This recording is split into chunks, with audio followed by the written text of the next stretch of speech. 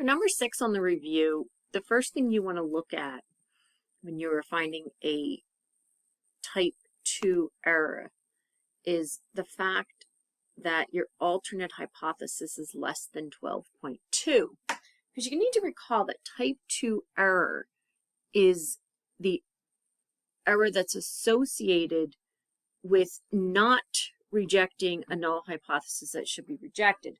So if we were to set up this particular hypothesis, and you can see it done here,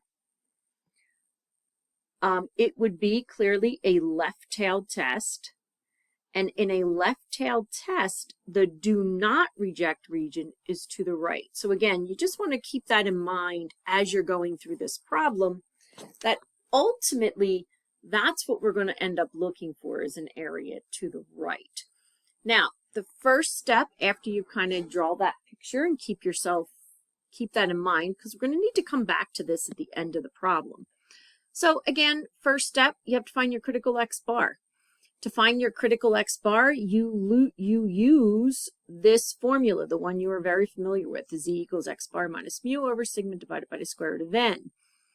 What you put in place for your Z value is the critical value that you would use when doing a critical value approach. In other words, what's that Z value that would be the boundary of rejecting and not rejecting?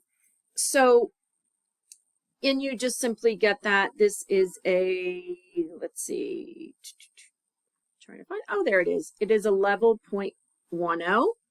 So you just can get that from your Z table, and because it's left-tailed, it's negative. So that value, that alpha of 0.10 to the left is going to be negative 1.282.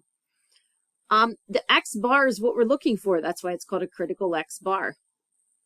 The 12.2 is our mean that we believe to be true, and then 35 divided by square root of 30.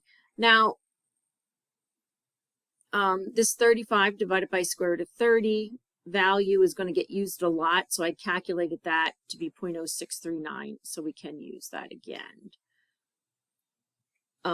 When I work through this problem, it looks like, if you do all the math, you get your critical X bar is 12.11807. You kind of want to leave that quite a few decimal places. The second part then is to use that critical X bar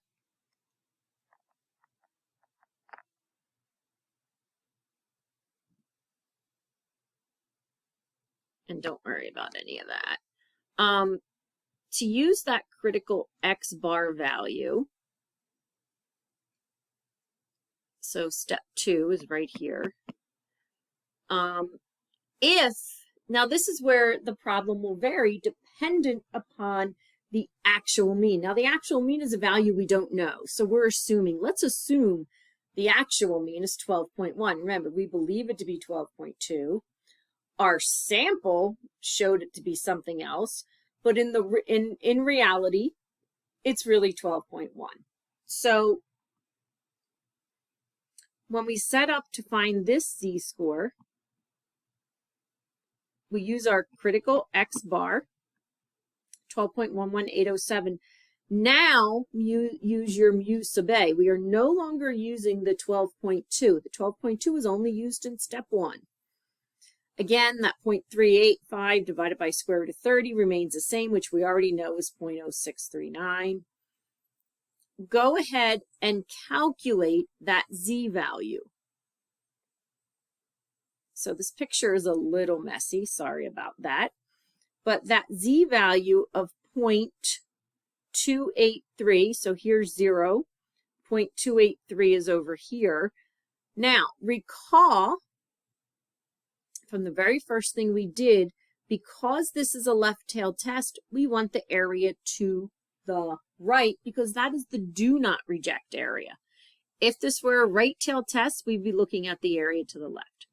So the area to the right is 0.3897, the area, and that is your beta. The area to the left, of course, is 1 minus beta, and this problem is going to be your power. So beta is 0.3897 and power is 0.6103. So I hope that helps. And I do have other videos posted in the modules for different examples of finding beta.